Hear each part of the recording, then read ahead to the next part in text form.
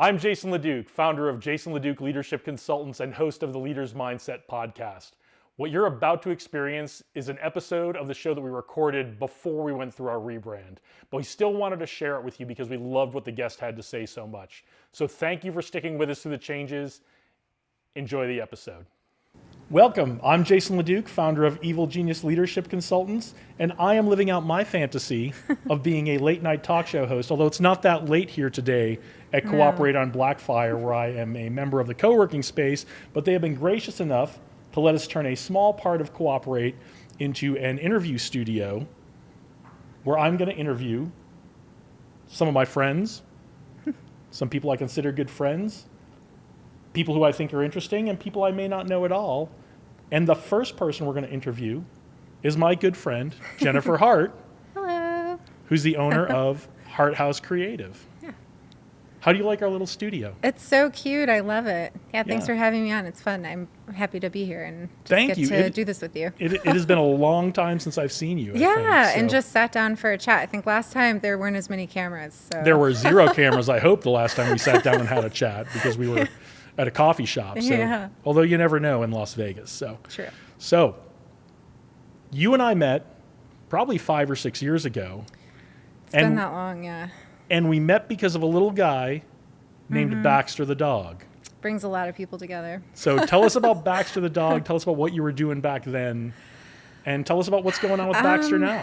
Yeah, so in 2017, I just decided it was the year I was going to write a book, and it was something I'd always wanted to do. And so Baxter is my dog, and he was really the inspiration for the character, as you know.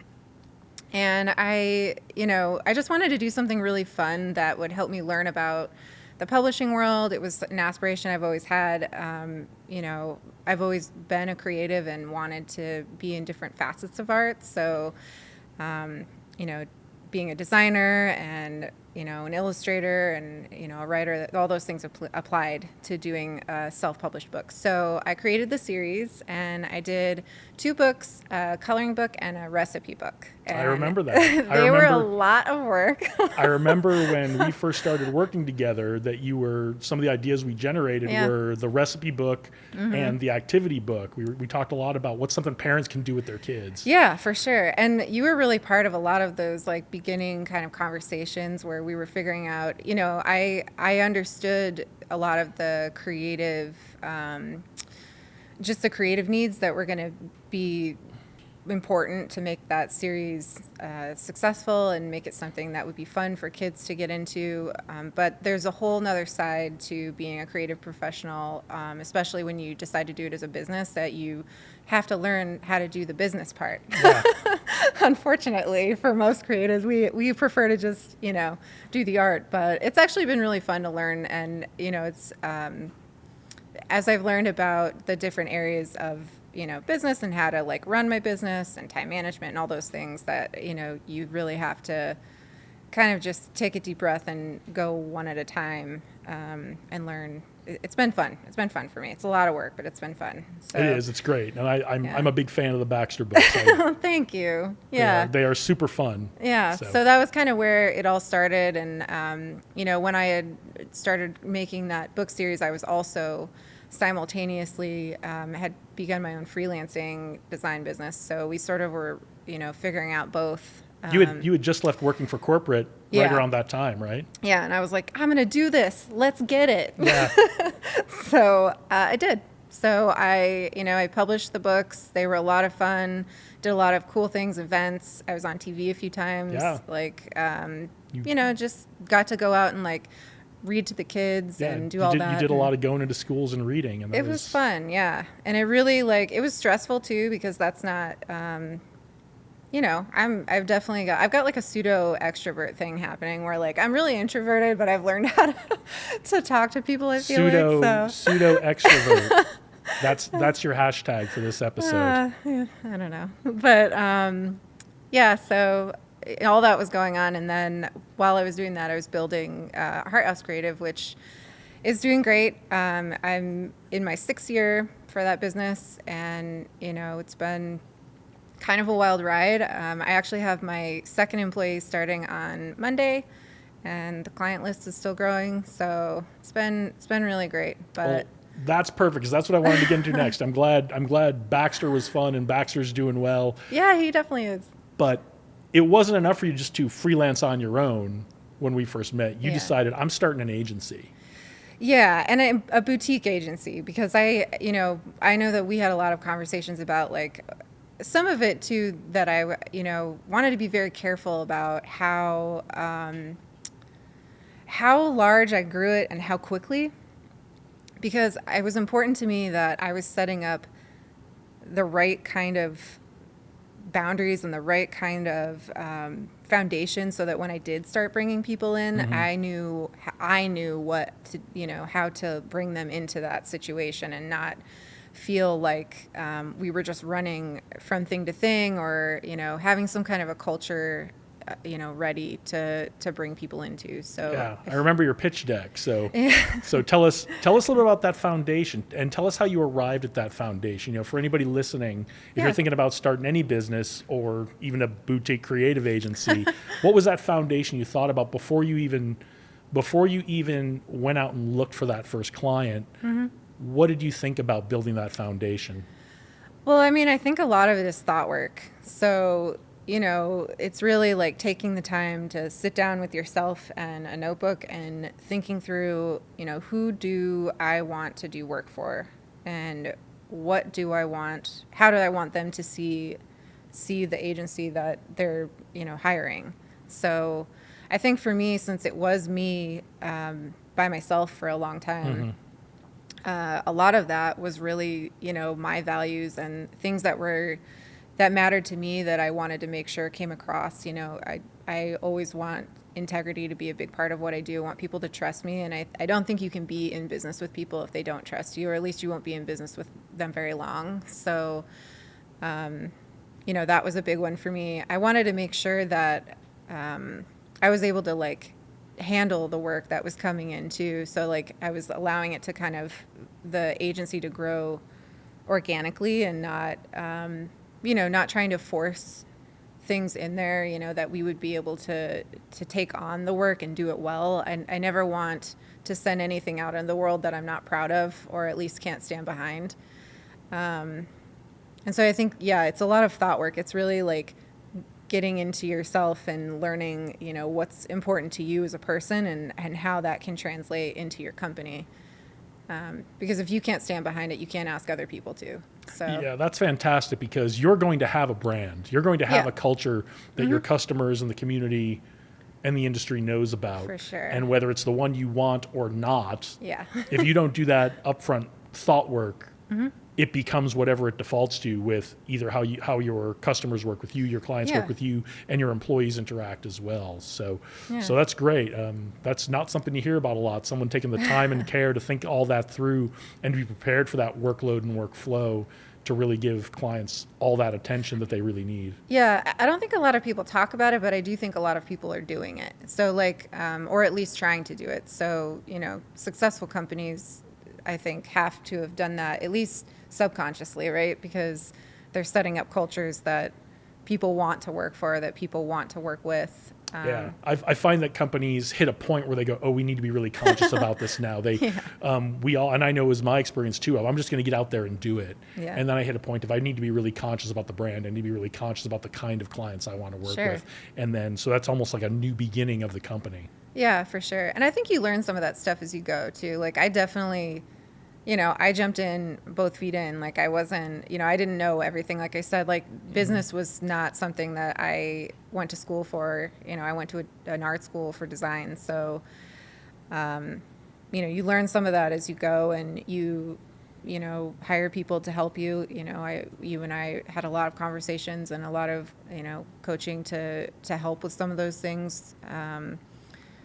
And I think especially, like just learning how to, even like things like, the time management and figuring out how to, just like doing some of the budgeting things, like those weren't things, they sound like, I don't want to say small things, but they don't sound like huge things in the grand scope of everything, but they make such a big difference when you're trying to figure out how to run so many things at once. And I was trying to balance two at the same time. So You were. And I remember that first conversation we talked about, this number's good, but to make this worth your while, this number needs to be even bigger. Yeah. Yeah, and all of that was very helpful. And I feel like sometimes I ran in there with like my hair pulling my hair out. I was literally like, you kind of served as a life coach sometimes for me. That's why I'm here. Like, I was like, oh my gosh, Jason, it's crazy right now. So yeah. Okay, so Hart House is doing really well. Yeah. Hart House Creative is doing really well. You are just hiring your second employee. They're starting Monday, right? They start Monday, yeah. So tell me a little bit about how hiring has gone for you, what challenges you've faced in hiring, how you've overcome them. Tell me a little bit about your journey to being an employer who has employees who work for you. Sure. So hiring has been very challenging. I would say one of the more challenging things that I've had to do with the company so far, because I just only had the insight coming from someone who's applied for a job, right? Like, going and to Indeed or going directly to a company and submitting my application and not understanding how much really goes into finding the right person for the position that you're looking for. So, I mean, I have two employees now. So my first employee, she's part-time, and she came to me actually through a friend. So that one was actually not, the hiring process, I didn't really go through with her. It was like, okay, great, good, let's do it.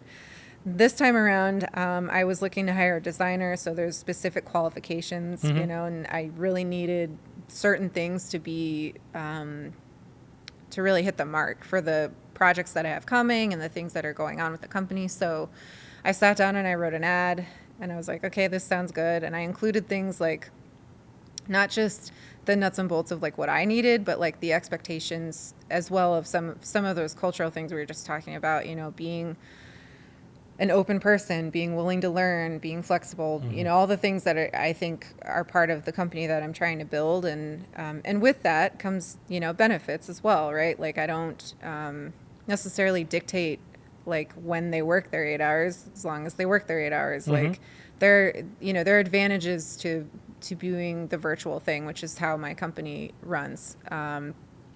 But I think the just writing the ad was like really challenging. It took me a couple of weeks just to write the ad, and then I posted it up on Indeed and I put it on LinkedIn, and I had no knowledge of how that worked at all. So like,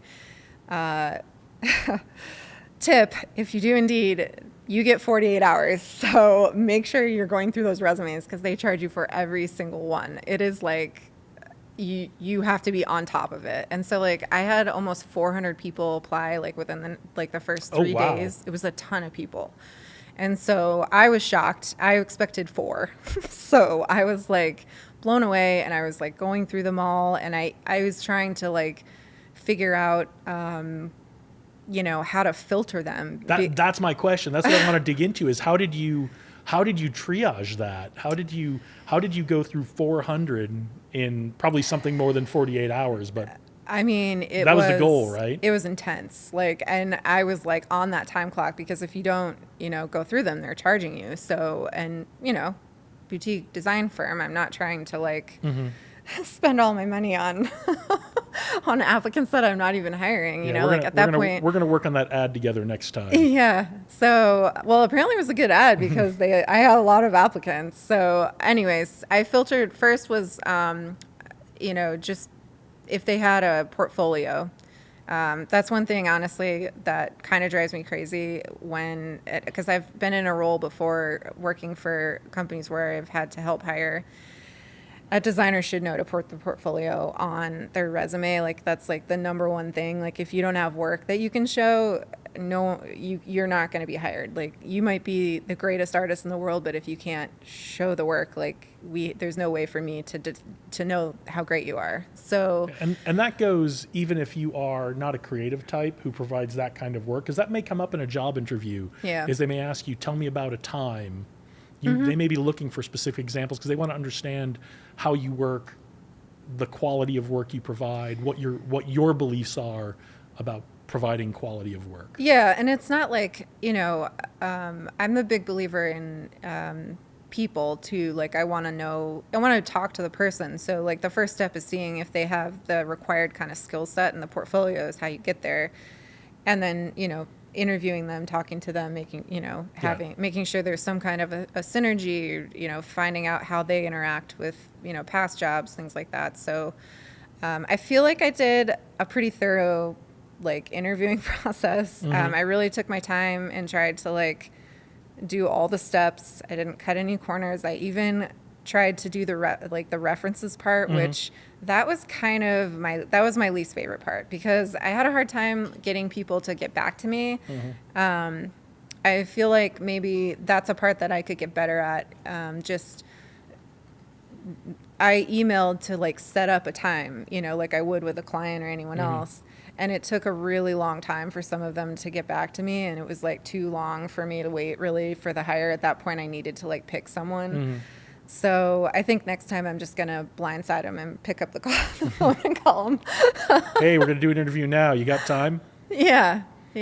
So maybe not the candidate, the interview for the candidate. Yeah, I would schedule that. But the reference, for just sure, be like, hey. So you've got your first 2 employees. I do. You're doing well.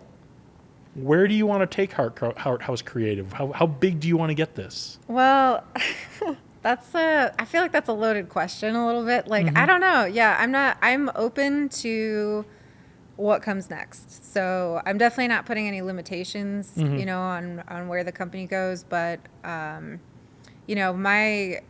always saw it as a boutique design agency. So, I like being able to work directly with companies. And I feel like when you get too big, sometimes there's too many layers between me and the work that's getting done. So I still want to be involved. And I still, it's my name literally on the company. So I'm very protective of that. My reputation, I think, is very important to me. And so I'm not sure how to answer that question, other than to say that I would love to get into more working with more charitable organizations. I've recently been working with partnering with a few different agencies, and that's been a really great way to collaborate and to get some new different kinds of clients. And we've been looking at potentially going after some business in that area, and I think that would be really fun and something I could really get behind.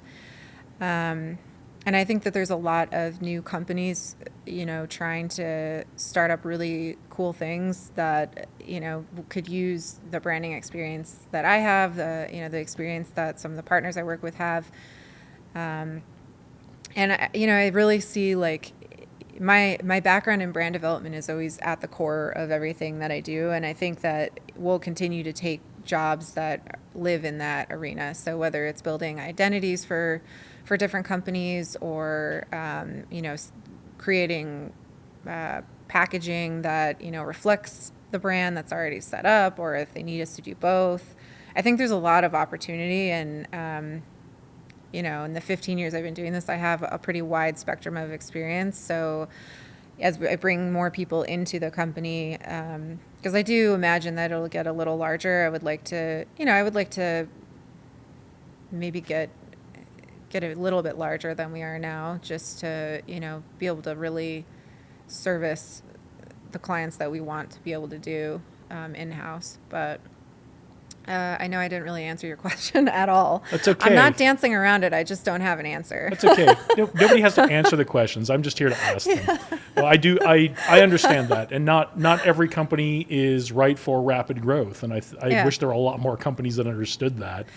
Yeah, I mean, of course, I would love, no one wants to stunt their own growth. And that's, like I said, I'm open to what comes next, but I'm not someone that rushes into those types of things. So I want to make sure that, I'm taking on clients that I want to work with. I'm working with partners I want to work with, and that it's all kind of aligning. And I'm okay with the steady growth. I think that's been a good. Sounds like you're being very deliberate. And trying to be. Deliberate is a really important word to me, because deliberate doesn't necessarily mean slow. Yeah. It means we have a plan, we have a goal, we're sticking to it. Okay. So that sound means we're going to take a little pause from the interview and we're going to play a little game. Uh-oh. And I call this game rapid response. Okay. So what I'm going to give How you... rapid, though? Because we just talked about how deliberately I moved with my company. Yeah, no, this is rapid, though. This is... Okay.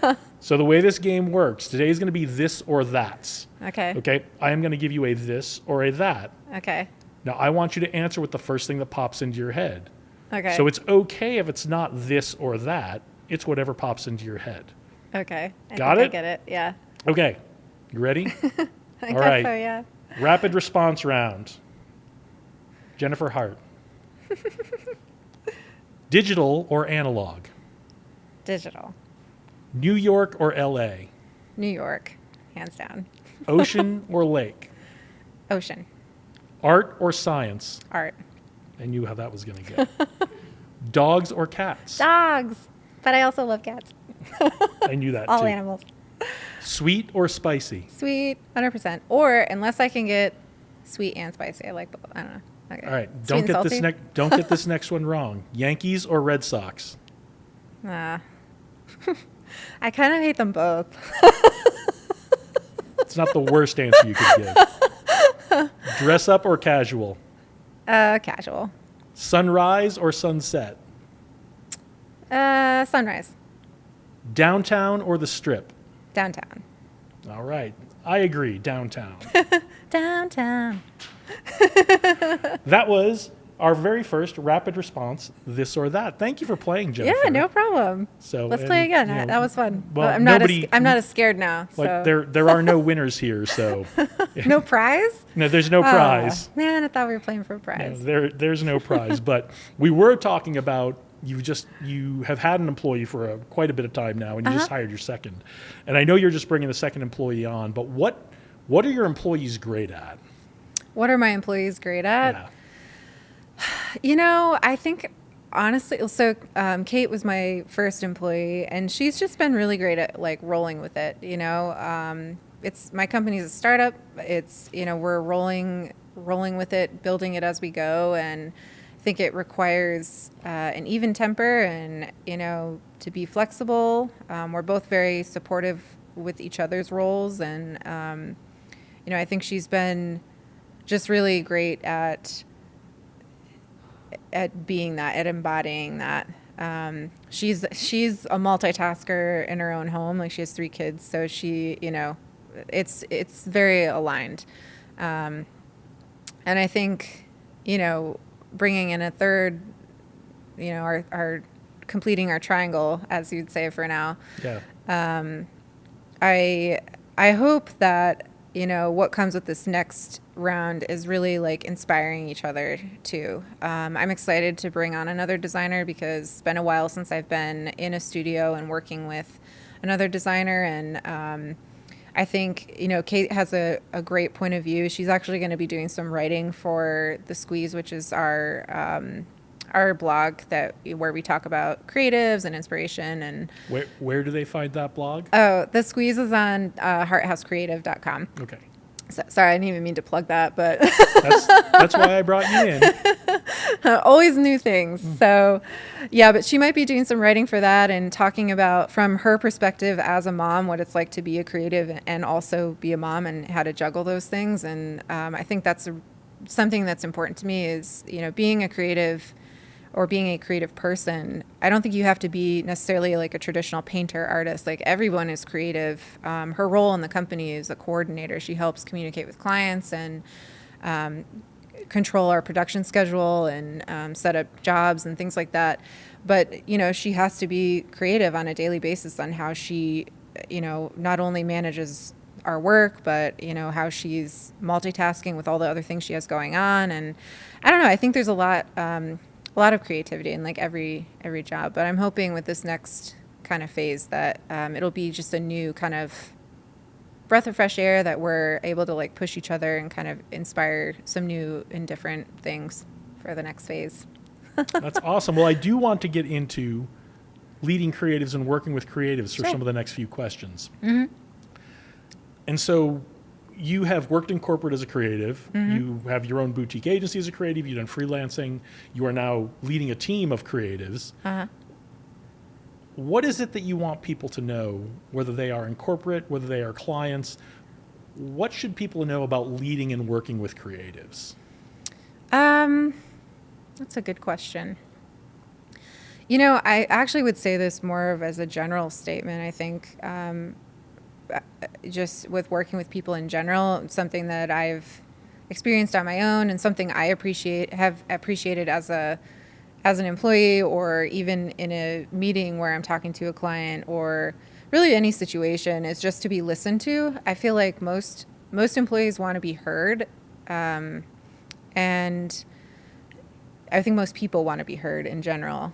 And, you know, designers are artists at heart. You know, we're artists, and so we have a point of view. And, you know, when you hire a designer to do a job, they're coming at it with their entire heart in that job, because art is our passion, and that's why we do what we do. So I think that I would say one of the things I think is important in leading a creative team and just leading people in general is just to listen to their point of view, because they're trying to, you hire them to do a job for you, and if you don't trust their point of view or are not even willing to listen to what they have to say, why did you hire them in the first place? Because you're hiring them to do this job and to give back to the company. So I think that's a small thing that you can do to just make people feel like they're appreciated and that they have a say in building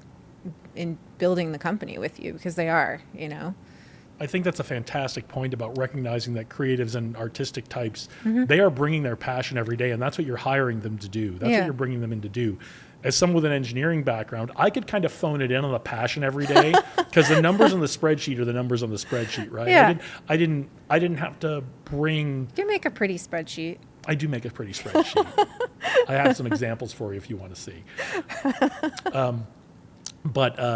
Yeah, it's, you know, there are a lot of jobs where your passion doesn't have to be up at that level, but if you're an artist, your passion is up at that level. And that's when we want to encourage that. So Yeah, that's for awesome. sure. You get your best work, I think, out of people when they are passionate about what they're working on, right? Yeah. So like you might not have your passion up to here for the spreadsheet, but whatever the spreadsheet means, you're putting your passion into that, right? Finding meaning in your work, Yeah. which I never had a hard time doing. Right. So I guess that's actually a callback to the last question too. Like I hope like that's something I'm able to bring to the team, is to help them find meaning in what we're doing, and you know. Incredible. Yeah. So Hopefully. what are your creative influences? Ooh, that's a hard one too. I'm not great at remembering names, so probably I'm going to butcher all of these.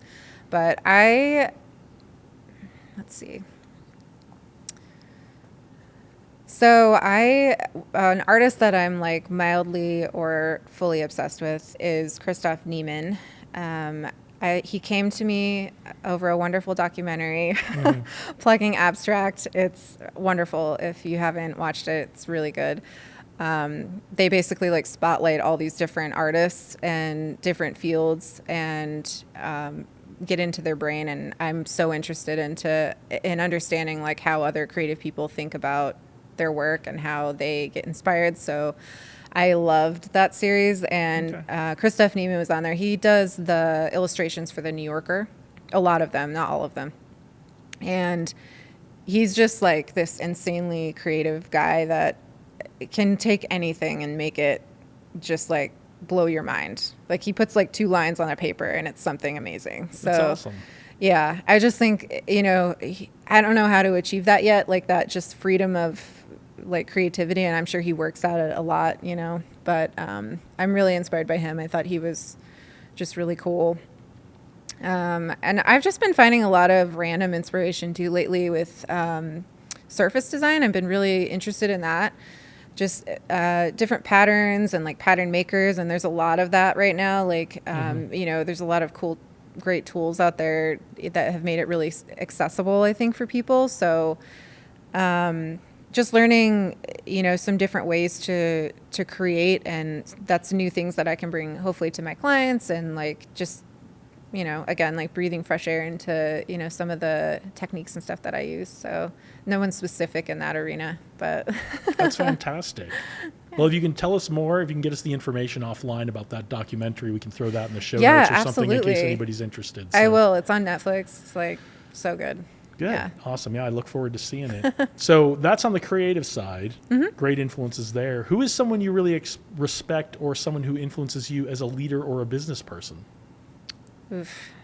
Level 10 question. I honestly, off the top of my head, let me think about it for a second. Okay, take your time. Maybe I'll think of someone great. I'm going to go through these and get ready for my next question.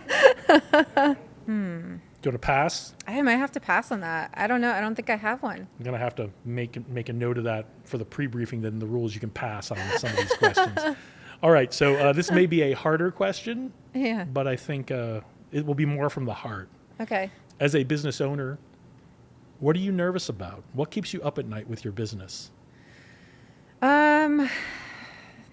Well, I mean, I think any business owner, you're wearing all the hats, right? So like, even when you start bringing on people to help, in your business, you're responsible for the ship sailing all the time. And so, I think something that I continually try to do for myself is, one, set some boundaries so that I can try to like have time that's like not work time, like compartmentalize some of that so that it's a good balance. Excuse me.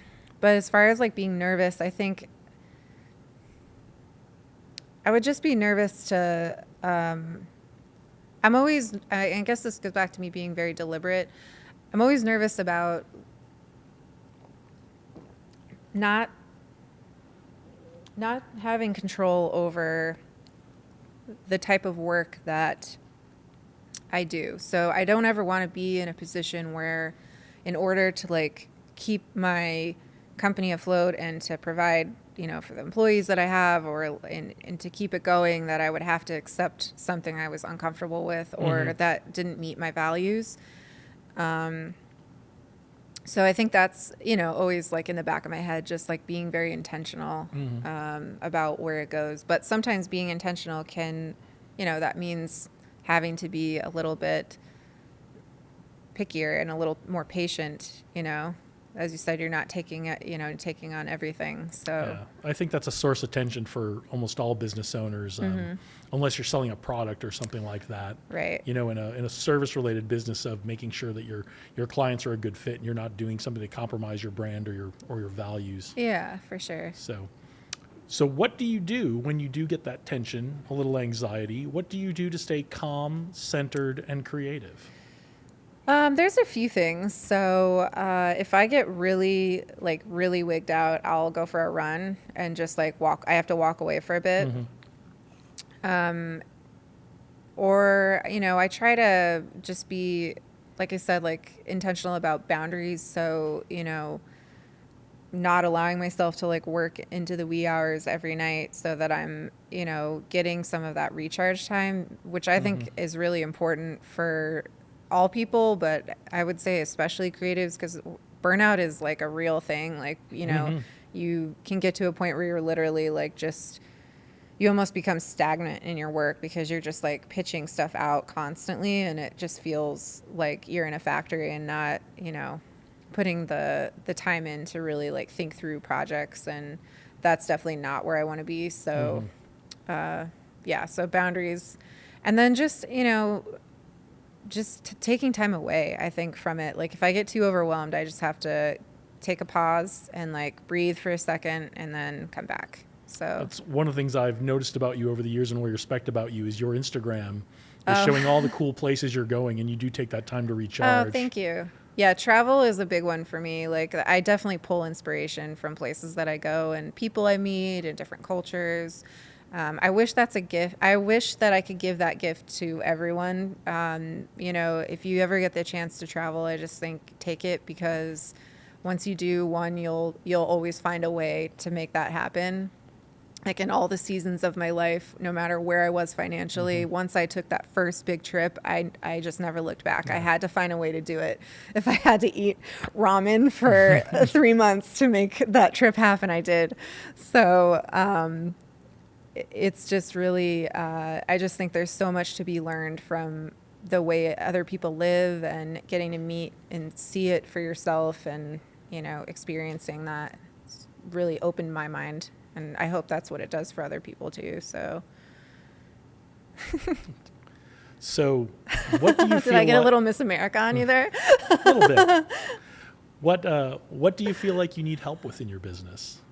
You know, I think because I couldn't answer the question before about where I want it to go, maybe just setting a more, putting down on paper maybe what the next steps are for what the natural growth of the company could be. I have lots of ideas, so, you know, and lots of things in the works right now.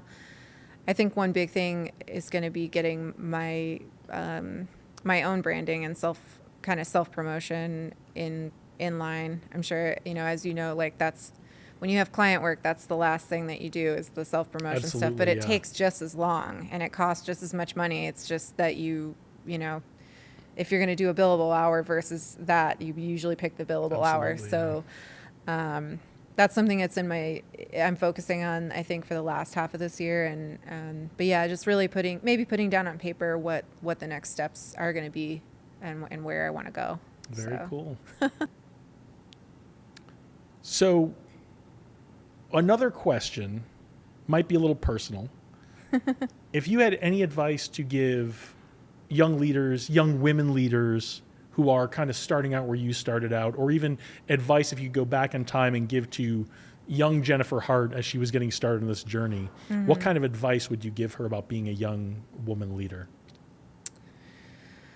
I feel like there's so much, because like every step in, you know, the journey, I feel like I've learned so much. I would say a big one is to find the smartest, most talented person in the room and shadow them. Like, just learn how they do things, be willing to be humble enough to accept their advice, and to learn from, you know, people that are doing the things that you want to do well, because it'll expand your mind so much. And I don't think I would have been able to do any of the things that I've done without finding those people, whether it be at a job or at an organization, or, you know, seeking them in friends, or really you can find them anywhere. Teachers are everywhere. So, you know, if there's something you want to do, just, you know, find someone that can kind of give you a leg up by showing you, you know, the good stuff, showing you the way. That's fantastic. Yeah. Look for mentors. And I always give this advice when we talk about looking for mentors is don't be afraid to be a mentor. Yeah. And I would actually add one more thing to that as well, is to just be yourself. Like be yourself, and to really believe in yourself that you can do the things that you want to do. And when you do find that mentor, don't let that scare you, because there's always going to be, I think, you know, it's our tendency, and a lot of creatives are this way as well. I think people are this way in general. Like, you look at someone who's doing better than you and you just say, I could never do that. I could never be as good as them. But like, you know, finding that mentor and really learning from them, but also knowing that like there's always going to be someone that's better than you and someone that's coming up behind you. So like, you don't have to compete with anyone. Like, just do you, believe that you can do it, and just be super open and willing to listen and learn, because you will be better for it. Be part of that chain. Yeah, Listen be part and of the learn, chain, and be willing teach. to give that teaching back. Yeah. Awesome. Thank you. No worries. We all know how important for our own mental health, our own well-being it is to find ways to be grateful and to live in gratitude, although it's hard sometimes. It can be very hard. Yeah. What is something you are grateful for? I feel like I've been super just blessed in so many ways. And I totally agree with you. It can be very hard sometimes when you're having a hard time to find that light of gratitude. But something I used to do actually was in some of my harder times, I had a jar that I would keep by my door. And every day before I like walked out to do whatever thing I was doing, I would write something on it and toss it in the jar. And that was like the first thing I did in the day to like set the tone for the day to get out of that negative like spiral that we can all get in. I am super grateful to have honestly like the best support system I could possibly ask for. I have a lot of really great friends and family that have just really been my champions through all the different projects and all the different endeavors that I've, been doing over the last couple of years. And just really grateful that I'm able to wake up every day and do something that inspires me and that I love and that, has given me the ability to just really stretch beyond what I really ever thought, that I just couldn't even fathom that I would be doing a lot of the things that I'm doing right now. So, or that I have done. And so it makes me excited too, because then I'm, I don't know what's coming, but hopefully it'll be something else to be grateful for, I'm sure. Well, that's inspiring. Thanks. All right. So what else should we know about Jennifer Hart, Baxter the Dog, and Hart House Creative? Oh, just like in general? I don't know. What did I miss? What didn't I ask you that you really want to get out there to everybody? I think we covered a lot, but I would just, if anybody wants to follow along my journey, it's at Hart House Creative on Instagram. And I think there's going to be a lot of new things coming this year, especially, as the company continues to grow. And, I'd love to talk to really anyone, startup to big corporate company, about helping them, with their identity branding. So awesome. And you're based here in Las Vegas. I am. But you're working with people all over, right? I am. And actually, I'll break it on your show. I'm about to be bi-coastal because my fiance and I are going to be moving to Philadelphia soon. So part of my company will be in Las Vegas and part will be in Philly. So congratulations. Thanks. Well, I'm glad we caught you here before you made the big move. Yeah, well, I'll still be in Vegas too. So I have lots of clients here and friends and family. So Vegas will always be a home for me. So we're just going to be making a second home in Philly. Awesome. Well, I think you're going to love Philly. Thanks. And we are happy you'll still be in Vegas, and we are definitely going to have you back. I want to have you back in like 6 months and hear how your strategy is developing. Oh, putting the pressure on. Well, you know how much I check up on people. I know. Thanks so much for having me. It was a pleasure to be here. And thank you for listening and following along my journey at Hart House Creative on Instagram. You can also reach me at harthousecreative.com or, talk to this guy if you need some coaching. He helped me a lot. So thank you.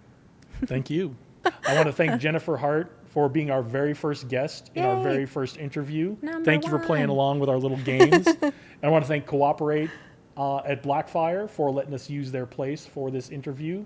I think this worked out really well. I think we might do this again. Super cute. Do it again. So that's it. That's the end of our first interview. If you stuck with us this long, thank you for staying with us. I'm Jason LeDuc from Evil Genius Leadership Consultants. The future is out there. Lead the way.